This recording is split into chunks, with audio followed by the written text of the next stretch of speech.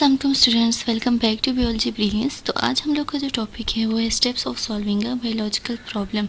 Last lecture में हमने simply देख लिया था कि इस चैप्टर में आप क्या पढ़ेंगे, बायोलॉजिकल मेथड्स क्या होते हैं, बायोलॉजिकल प्रॉब्लम्स क्या होती हैं, कुछ एग्जांपल कर ली थी। तो आज एक मेन एग्जांपल के साथ हम लोग इन सारे स्टेप्स को सॉल्व करेंगे, जिससे आपका और भी कॉन्सेप्ट क्लियर हो जाएगा। तो स्टार्ट करते हैं आज का लेक्चर। सबसे पहले हमें पता है बायोलॉजिकल प्रॉब्लम क्या होती है। कल मैंने आपको लेक्चर में बता दिया था, फिर भी मैं बता देती हूँ कि लिविंग ऑर्गेनिज्म से रिलेटेड, चाहे वो प्लांट्स हैं, एनिमल्स हैं, ह्यूमंस हैं, माइक्रो ऑर्गेनिज्म है, कोई भी लिविंग ऑर्गेनिज्म है, उसके रिलेटेड अगर कोई प्रॉब्लम आए, उनको कोई मसला पेश आए, तो उनके सलूशन के लिए जो मेथड पेश किया जाता है उसको बोलते हैं बायोलॉजिकल मेथड। तो उस बायोलॉजिकल मेथड के स्टेप्स जो हैं वो हैं, सबसे पहले रिकॉग्निशन ऑफ बायोलॉजिकल प्रॉब्लम, फिर आता है ऑब्जर्वेशन एंड प्रीवियस रिसर्च, फिर हाइपोथेसिस, फिर डिडक्शन, फिर एक्सपेरिमेंट और फिर कंक्लूजन्स। ये 6 स्टेप्स हैं जो आज हम लोग करेंगे विद एन एग्जांपल। तो सबसे पहला स्टेप है रिकॉग्निशन ऑफ बायोलॉजिकल प्रॉब्लम्स। तो रिकॉग्नाइज मतलब हम लोग ढूंढेंगे कि प्रॉब्लम क्या है हमारे इर्द गिर्द, आइडेंटिफाई करेंगे प्रॉब्लम को। दूसरा हमने जो स्टेप करना है वो है फॉर्मुलेशन ऑफ अ क्वेश्चन। हमने खुद से क्वेश्चन पूछना है कि ये प्रॉब्लम क्यों पेश आ रही है। वो क्वेश्चन आप खुद से भी पूछ सकते हैं या कोई और बंदा भी आपसे पूछ सकता है कि ये प्रॉब्लम क्यों पेश आ रही है। जैसे कि आप बायोलॉजिस्ट हैं, आप बायो पढ़ रहे हैं, तो कोई आपसे भी पूछ सकता है कि इस लिविंग ऑर्गेनिज्म को ये मसला क्यों पेश आ रहा है। तो एग्ज़ाम्पल हम लोग देखते हैं। यहाँ पे एग्ज़ाम्पल मैंने फ़िश के लिए। तो जो प्रॉब्लम है फ़िश के साथ, प्रॉब्लम क्या है? अब फ़िश के साथ ये प्रॉब्लम है कि हमने अपने घर में रखी हुई है एक फ़िश, और थोड़ा अरसा गुजरता है तो हम देखते हैं कि वो फ़िश क्या कर रही है, थोड़ा थोड़ा स्विमिंग, बहुत कम स्विमिंग कर रही है, थकी हुई लग रही है, और अक्सर वो बॉटम पे बैठ जाती है। तो ये एक प्रॉब्लम है जिसको अब हमने सॉल्व करना है। हमें प्रॉब्लम मिल गई। नंबर 1 काम हो गया कि हमने प्रॉब्लम को आइडेंटिफाई कर लिया कि जो फ़िश है वो बहुत आहिस्ता आहिस्ता क्यों तैर रही है, या वो बॉटम पे क्यों बैठी हुई है। तो ये जो है हमने प्रॉब्लम ढूंढ ली। अब इस प्रॉब्लम को हम लोग सॉल्व करेंगे। तो जो सेकेंड स्टेप है वो है ऑब्जर्वेशन। तो मैंने वो कहा था आपको कल भी कि जो अच्छा साइंटिस्ट होता है वो अच्छा ऑब्जर्वर होता है।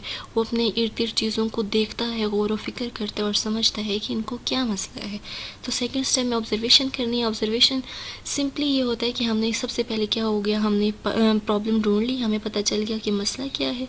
फिर जो बायोलॉजिस्ट है या केमिस्ट है या फिजिशिस्ट है, कोई भी साइंटिस्ट है, वो क्या करता है, अपनी ऑब्जर्वेशन बनाता है, अपने इर्द गिर्द देखता है, सोचता है और कहता है कि मसला क्यों पेश है, गौर व फिक्र करता है। वो क्या, बायोलॉजिस्ट या कोई भी साइंटिस्ट ऑब्जर्वेशन अपनी भी बना सकता है या वो प्रीवियस रिसर्चेस को भी देख सकता है। वो अपनी खुद की नई ऑब्जर्वेशन भी बना सकता है उस मसले के बारे में, या वो पुरानी रिसर्चेस को भी देख के अपनी ऑब्जर्वेशन बना सकता है सेकेंड स्टेप में। और ऑब्जर्वेशन जो है वो 5 सेंसेस से की जाती है। नॉर्मली हमें पता है कि 5 सेंसेस कौन कौन से हैं। विजन देखना, हेयरिंग सुनना, स्मेल सूंघना, टच एंड टेस्ट। ये जो 5 सेंसेस हैं इसको यूज़ करते हुए साइंटिस्ट अपनी ऑब्जर्वेशन बनाते हैं किसी भी बायोलॉजिकल प्रॉब्लम के ऊपर। उसके बाद ऑब्जर्वेशंस की 2 टाइप्स हैं, एक क्वालिटेटिव ऑब्जर्वेशन, दूसरी क्वांटिटेटिव ऑब्जर्वेशन। क्वालिटेटिव जैसे क्वालिटी से निकला है, खुसूसियात, तो वो ऑब्जर्वेशन जिसको हम लोग सिर्फ बयान कर सकते हैं, डील्स विद डिस्क्रिप्शंस। हम उसको बयान कर सकते हैं, उसको ऑब्ज़र्व कर सकते हैं, फील कर सकते हैं उसको, लेकिन उसको हम मेजर नहीं कर सकते। It can not be measurable, उसको हम मेजर ही नहीं कर सकते। जैसे कि किसी भी चीज़ का कलर हो गया, टेक्सचर हो गया, स्मेल, टेस्ट, अपीयरेंस, ब्यूटी, ये सारी वो चीज़ें हैं जिसको हम लोग मेजर नहीं कर सकते, लेकिन इनको हम लोग फील कर सकते हैं। एग्जांपल हम लोग ले लेते हैं, जैसे कि कलर्स ऑफ पेटल्स। कलर्स हम लोग देख तो सकते हैं लेकिन उनको मेजर नहीं कर सकते। उसके बाद क्वांटिटेटिव ऑब्जर्वेशन में आता है। क्वांटिटेटिव जिस तरह क्वांटिटी से निकला है, मिकदार, किसी चीज़ की कितनी मिकदार होगी, तो ये नंबर के साथ डील करती है। मतलब हम लोग को पता लग सकता है कितनी मिकदार है किसी चीज़ की, तो ये मेजरेबल है और मोर एक्यूरेट है। इन दोनों ऑब्जर्वेशन में से जो एक्यूरेट है वो है क्वांटिटेटिव ऑब्जर्वेशन। जैसे कि लेंथ आ गई, लेंथ मेजर कर सकते हैं, हाइट, एरिया, वॉल्यूम, वेट। आप थोड़ी सी लिखें, थोड़ी सी में लिख लिया करें। और जो एग्ज़ाम्पल है वो है distance between home and school. हम घर से स्कूल का डिस्टेंस मेजर कर सकते हैं, तो ये होती है क्वांटिटेटिव ऑब्जर्वेशन और क्वालिटेटिव ऑब्जर्वेशन। अब जो साइंटिस्ट हैं वो ज़्यादा जो है क्वांटिटेटिव ऑब्जर्वेशन पे रिलाई करते हैं, क्योंकि क्वांटिटेटिव ऑब्जर्वेशन जो होती है मोर एक्यूरेट होती है, इसका प्रूव होता है, इस चीज़ को हम साबित कर सकते हैं और इसको हम मेजर कर सकते हैं। मोर एक्यूरेट रिजल्ट जो होता है वो क्वांटिटेटिव ऑब्जर्वेशन के होते हैं। हम ज़्यादा क्वालिटेटिव ऑब्जर्वेशन नहीं करते कि हम लोगों ने जस्ट वो चीज़ें देख ली जो हम लोग सिर्फ सेंस कर सकते हैं, लेकिन उसको हम मेजर नहीं कर सकते। इन चीज़ों पे साइंटिस्ट ज़्यादा रिलाई नहीं करते। साइंटिस्ट जो है मोर एक्यूरेट क्वांटिटेटिव ऑब्जर्वेशन को फॉलो करते हैं। हाँ, जैसे कि हमने एग्जांपल ली थी फ़िश की, कि फ़िश क्या कर रही होती है, बॉटम पे बैठ के जाती है और वो खाना पीना भी छोड़ देती है अपना। तो वो ऐसा क्यों करती है, तो इस पे हमने ऑब्जर्वेशन करनी है कि वो ऐसा क्यों करती है। तो वो फ़िश जो इस तरह की हरकत करती है, एंड पे बॉटम पे बैठ जाती है, स्विमिंग नहीं कर रही होती, सुस्त लगती है, सुस्त फ़िश को बोलते हैं लिथर्जिक फ़िश।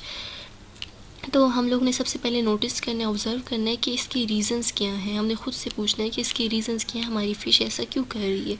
तो हम सबसे पहले देखेंगे कौन कौन सी चेंजेस आ रही हैं फ़िश के अंदर, ऐसा क्या हो रहा है। तो हम नोटिस करते हैं कि उसका पानी जो है वो क्या है, गदला हुआ है, और फ़िश क्या है, थकी थकी सी लग रही है। तो हम खुद से ही कहते हैं कि क्या पता इसका एक इशू, एक रीज़न ये हो कि उसकी पानी की क्वालिटी ख़राब हो। ठीक है, तो ये इश्यूज़ भी हो सकते हैं, ओवर फीडिंग्स भी हो सकते हैं, एक्सेस वाटर, हमने उसको पानी बहुत ज़्यादा दे दिया, बहुत खाना दे दिया, या उसके पानी की सफाई अच्छे से नहीं करते। तो ये सब रीज़न्स भी हो सकते हैं फ़िश की सुस्ती के। उसके बाद थर्ड स्टेप में जो साइंटिस्ट होता है वो हाइपोथेसिस देता है। हाइपोथेसिस कोई भी एजुकेटेड गेस होता है जो कि हम लोग अपनी प्रॉब्लम के लिए सॉल्यूशन देते हैं। जैसे कि हमने कह दिया कि हमारी जो फ़िश है वो शायद इसलिए टायर्ड दिख रही है, सुस्त दिख रही है, क्योंकि हम उसका पानी नहीं चेंज करते, या उसको बहुत ज़्यादा खाना खिलाते हैं जिसकी वजह से उसका पानी गदला हो गया, उसका पानी गर्म हो गया, या तो बहुत गर्म हो गया या बहुत ठंडा हो गया, इस वजह से हमारी फ़िश क्या कर रही है, स्विमिंग नहीं कर रही। तो ये जो हम खुद से गेस लगा रहे होते हैं, तुक्के लगा रहे होते हैं, क्या पता ये रीज़न्स हों जो गलत भी हो सकते हैं और ट्रू भी हो सकते हैं। जो हमारी स्टेटमेंट गलत भी हो सकती है, ट्रू भी, उसको बोलते हैं हाइपोथेसिस। एंड सेकेंड डेफिनेशन देख लेते हैं, a tentative explanation for the problem. Tentative बोलते हैं आर्जी वजाहत। हम आर्जी एक स्टेटमेंट दे देते हैं अपनी प्रॉब्लम के लिए, उसको बोलते हैं tentative explanation for the problem. Characteristics देख लेते हैं कि हाइपोथेसिस में कौन सी खसूसियात होनी चाहिए। सबसे पहले जो हाइपोथेसिस वो हम देते हैं उसके लिए ऑब्जर्वेशन मस्ट है। हमने पहले गौर व फिक्र की उस प्रॉब्लम के ऊपर, हमें पता हो कि प्रॉब्लम क्यों हो रही है, उसके बाद हम लोग अपनी आर्जी वजाहत या हाइपोथेसिस देते हैं। उसके बाद हाइपोथेसिस जो होती है वो किसी भी प्रॉब्लम की सॉल्यूशन में आंसर में दी जाती है, और जो हाइपोथेसिस होती है वो हमेशा टेस्टेबल होती है थ्रू एक्सपेरिमेंट्स। विदाउट एक्सपेरिमेंट्स वो हाइपोथेसिस नहीं होती। और जो हाइपोथेसिस होती है वो उसके लिए मस्ट है कि वो एक स्पेसिफिक टॉपिक पे हो, एक ख़ास टॉपिक पे हो, बहुत क्लियर हो, कंसाइज हो, प्रिसाइज हो, छोटी हो, क्लियर हो।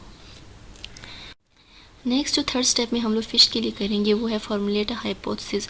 हम हाइपोथेसिस देंगे, हम अपनी फ़िश की प्रॉब्लम के लिए खुद ही कोई सॉल्यूशन देंगे, एक आर्जी स्टेटमेंट देंगे जो टेस्ट करने के बाद गलत भी साबित हो सकती है और ट्रू भी साबित हो सकती है। तो हम लोग सबसे पहले क्वेश्चन यही है कि क्लाउडी वाटर क्यों हुआ है फ़िश का, और उसमें फ़िश इतनी सुस्त क्यों है। तो इसकी हम लोग हाइपोथेसिस देंगे, आर्जी स्टेटमेंट देंगे कि क्लाउडी वाटर, वो जो गदला सा पानी हुआ है वो, और जो उसके अंदर फ़िश है वो सुस्त इसलिए है क्योंकि पानी के अंदर वेस्ट बहुत ज़्यादा है, और उसके अंदर बेनिफिशियल जो बैक्टीरिया हैं वो बहुत कम है। ये हमने फॉर एग्ज़ाम्पल एक हाइपोथेसिस दे दी अपनी टायर्ड फ़िश के बारे में। उसके बाद जो फोर्थ स्टेप होता है वो है डिडक्शन। डिडक्शन कोई भी काबिल गौर नताइज होते हैं किसी भी हाइपोथेसिस के ऊपर। जब हाइपोथेसिस हो जाती है तो उसके बाद साइंटिस्ट फोर्थ स्टेप में क्या करते हैं, डिडक्शन देते हैं। और डिडक्शन क्या होता है, deductions are the logical consequence, काबिल गौर नताइज। हम लोग कोई नताइज दे देते हैं जिसके ऊपर गौर व फिक्र करना ज़रूरी हो जाती है, और डिडक्शन की सूरत में होती है, इफ़ और देन की सूरत में होती है। तो हम लोगों ने डिडक्शन में देख लिया कि इफ़ एंड देन का इस्तेमाल करते हैं। तो हम लोग पहले उसकी टाइप्स देख लेते हैं। पहला है डिडक्टिव रीजनिंग, दूसरा है इंडक्टिव रीजनिंग। तो डिडक्टिव रीजनिंग के अंदर हम लोग जनरल से स्पेसिफिक की तरफ जाते हैं। एक जनरल से हम लोग एग्जांपल देख लेते हैं। For example, if a pigeon is a bird and it has a wings then all birds have a wing. हमने इफ़ एंड देन का इस्तेमाल किया, तो ये क्या है, डिडक्शन की टाइप है। और इसके अंदर हम लोगों ने पहले एक जनरल बात की तरफ किया, if a pigeon is a bird, pigeon एक छोटा सा बर्ड है ना, हम जनरल की तरफ से गए एंड हम लोग फिर क्या बोला, और उसके पर हैं, तो हम लोग ये कंक्लूजन करते हैं then all birds have wings, तो सारे जो बर्ड्स हैं उनके पास भी क्या होंगे, विंग्स होंगे। ये जो बात है ऑल बर्ड्स हैव विंग्स, ये एक स्पेसिफिक कंक्लूजन है। तो हमने एक जनरल सी बात से, पिजन इज़ अ बर्ड से हमने एक बहुत ही स्पेसिफिक बात कर ली, then all birds have wings. तो हम लोग सेकेंड टाइप देख लेते हैं, इंडक्टिव रीजनिंग। इसमें उससे उल्टा होगा कि हम लोग स्पेसिफिक से जनरल की तरफ जाएंगे। और हम लोग एग्जांपल देख लेते हैं कि हम लोग स्पेसिफिक बात करेंगे पहले, if all birds have wings, के सारे बर्ड्स के पास पर हैं, then a pigeon is also a bird and it has a wing. हम स्पेसिफिक बात की कि सारे जो बर्ड्स हैं उनके पास विंग्स हैं, तो पिजन भी एक बर्ड है, तो पिजन के पास भी क्या होंगी, विंग्स होंगी। तो ये जो इफ़ एंड देन की स्टेटमेंट होती है, ये हाइपोथेसिस के बाद जो साइंटिस्ट होते हैं वो प्रपोज करते हैं। उसके बाद नेक्स्ट जो स्टेप होता है, हमने डिडक्शन कर ली, फॉर देन कर लिया, उसके बाद हम लोग इसको प्रूव करने के लिए एक्सपेरिमेंट करेंगे। एक्सपेरिमेंट के अंदर हमारी हाइपोथेसिस जो होती है वो ट्रू भी हो सकती है, तो ट्रू होगी हम आगे कंक्लूजन्स देंगे, अगर वो रिजेक्ट हो जाती है तो हम वहाँ पे स्टॉप कर लेंगे। तो through experiment biologist learns which hypothesis is correct, वही बात जो मैंने कहा कि उसकी हाइपोथेसिस ठीक है या नहीं है। तो इनकरेक्ट जो हाइपोथेसिस होती है वो रिजेक्ट हो जाती है, और जो प्रूफ वंस होती है वो एक्सेप्ट हो जाती है। हम लोग एग्जांपल्स देख लेते हैं, जैसे ये फ़िश की हमने एग्जांपल दी थी, हाइपोथेसिस दी थी इसके बारे में। तो अब हम लोग इसको एक्सपेरिमेंट से गुजारते हैं कि क्यों फ़िश ऐसे बिहेव कर रही है। तो हमने ये हाइपोथेसिस दी थी कि क्या रीजंस हैं कि उसको बैक्टीरिया सप्लीमेंट टाइम पे नहीं मिल रही, और दूसरा उसकी इनअप्रोप्रिएट फीडिंग है, उसको फीडिंग भी टाइम पे नहीं कर रहे, और उसका जो वाटर है वो भी साफ़ नहीं कर रहे। तो यहाँ हमने हाइपोथेसिस दी थी कि फ़िश की सुस्ती के ये रीज़न्स हैं। तो अब हम लोग क्या करते हैं, उनको एक्सपेरिमेंट से साबित करते हैं। हम लोगों ने जो दिए थे हाइपोथेसिस, उसके रिलेटेड ही हम एक्सपेरिमेंट करेंगे। हम उसकी फीडिंग अच्छी कर लेंगे, उसको खाना अच्छे टाइम पे देंगे, थोड़ी अमाउंट में देंगे, ख़ास अमाउंट में देंगे। उसका जो टैंक है जो गंदा था उसको ठीक करेंगे, साफ़ करेंगे। बाकी उसके अंदर बैक्टीरियल सप्लीमेंट डालेंगे ताकि उसका जो बैलेंस है वो ठीक हो जाए, उस पर बैक्टीरिया ना लगे, उसकी स्किन ख़राब ना हो। तो ये सारे स्टेप्स से हम गुजारेंगे फ़िश को, और फिर हम देखेंगे कि हमारी हाइपोथेसिस जो हमने दी है वो करेक्ट होती है या रिजेक्ट होती है। फिर हम लोग कंक्लूजन में देख लेंगे, अगर फ़िश ठीक हो रही है, हमने पानी भी साफ़ कर लिया, उसकी फीडिंग भी ठीक कर ली, तो फ़िश जो है वो सुस्त नहीं हो रही, वो स्विमिंग स्टार्ट कर लिया, वो दोबारा से एक्टिव हो गई है, तो हमारी जो हाइपोथेसिस है वो एक्सेप्ट हो जाएगी। अगर फ़िश एक्टिव फिर भी नहीं होती तो हमारी हाइपोथेसिस रिजेक्ट हो जाएगी। फिर हम लोग को क्या करना पड़ेगा, किसी डॉक्टर को कंसल्ट करना पड़ेगा, और उसकी हमें फिर देखना पड़ेगा कि इसके और कौन से रीज़न्स हैं जिसकी वजह से फ़िश स्विमिंग नहीं कर रही, वो इतनी इनएक्टिव है, वो मूवमेंट नहीं कर रही, टायर्ड इतनी क्यों हुई है, और बॉटम पे क्यों बैठी हुई है। ठीक हो गया। इधर हम लोग क्या करते हैं, कंक्लूजन्स दे देखते हैं। उम्मीद करती हूँ आपको सब कुछ समझ में आया होगा। कुछ समझ में ना आए तो कमेंट ज़रूर करें।